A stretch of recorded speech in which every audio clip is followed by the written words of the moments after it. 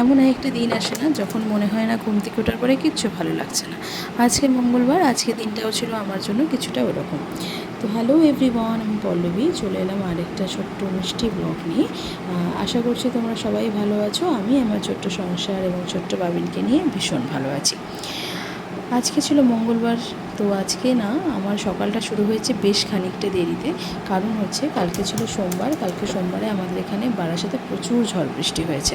সারা রাত কারেন্ট ছিল না, রাত্রি 9টা থেকে পুরো ভোর 4টে সাড়ে 4টে পর্যন্ত। বাবিন ভালোভাবে ঘুমাতে পারেনি, ওর সাথে সাথে আমার তো একদমই ঘুম হয়নি। আমি কারেন্ট এসছে 4:30টার সময়, তারপরেই গিয়ে শুয়েছি। তাই আমার উঠতে উঠতে বেশ খানিকটা বেলা হয়েছিল। তো 8:30 বেজে গেছিলো। আমি উঠে তাড়াতাড়ি করে সমস্ত কিছু করছিলাম, কারণ আজকে অনেকটাই বেলা হয়েছে আর আমার অফিসও আছে, আর তার সাথে আমার আরেকটা জায়গায় যাওয়ার ছিল। কিন্তু অদ্ভুতভাবে আজকে ঘুম থেকে ওঠার পরে না আমার একদম মনটা ভালো লাগছিল না। কেমন যেন মনে হচ্ছিল আজকে দিনটা কেমন, আমার যেন একটা অদ্ভুত মন খারাপ কাজ করছিল, কিছুই ভালো লাগছিল না। তাও অগত্যা সব কিছু করতে হবে, কারণ হচ্ছে কি আমি, আমার বাবিন আর বাবিনের বাবা, আমাদের তিনজনের একটা জায়গায় যাওয়ার কথা ছিল।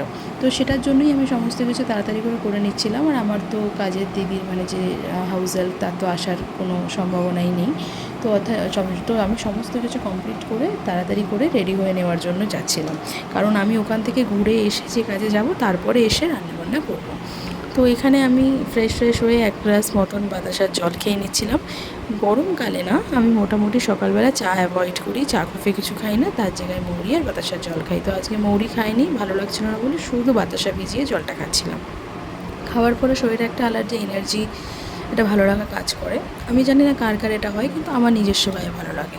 পোস্টমর্টম বিভিন্ন ধরনের অ্যাংজাইটি অনেকে বলে কাজ করে, কিন্তু আমি জানি না, হয়তো তার জন্যই আমার এরকম মাঝে মাঝে ফিল হয়, একটা মন খারাপ আলাদা কাজ করে।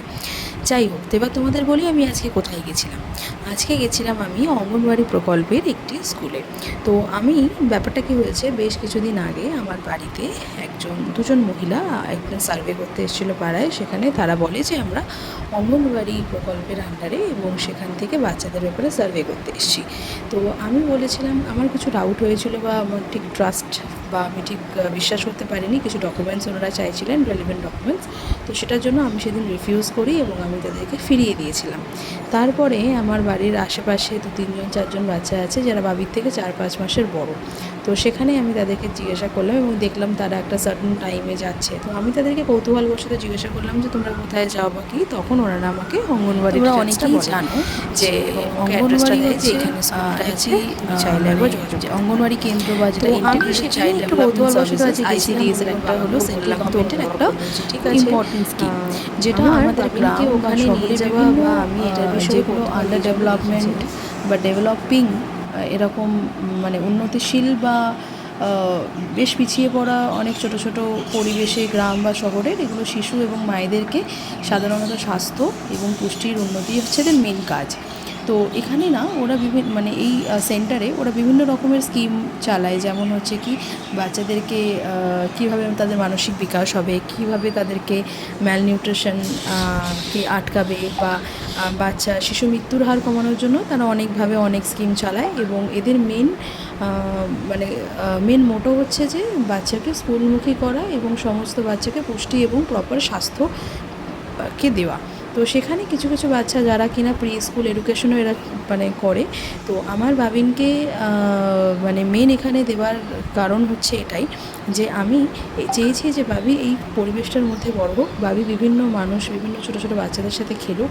যতদিন না আমি ওকে প্রি প্রাইমারি বা প্রি স্কুলে দিচ্ছি, বাবিনের এখন 16 মাস বয়স।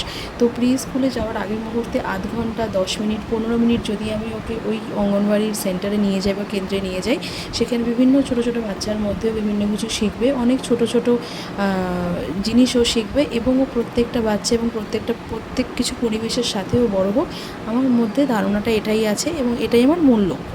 আমি আমার পরিবারের কিছু মানুষ এবং আশেপাশে কিছু মানুষের থেকে এরকমও কমেন্ট পেয়েছি, যখন আমি এই বিষয়টা নিয়ে লোককে জিজ্ঞাসা করতে দেখেছি বা যখন আমাকে দেখেছে ওখানে গিয়ে এনকোয়ারি করতে, তারা বলেছে বাবা মা দুজনেই সার্ভিস করে, বাড়িতে থাকে, এত কিছু মেনটেন করে, শেষমেশ খিচুড়ি স্কুলে, একদম পাতি বাংলা ভাষা, শেষমেশ খিচুড়ি স্কুলে দিতে এসছে।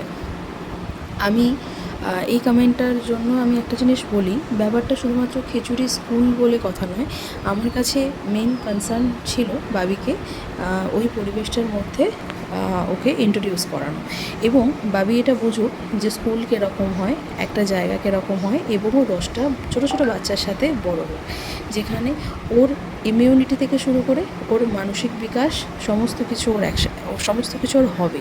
আমি এই জিনিসটার মধ্যে দিয়ে বাবিকে বড় করতে চাই।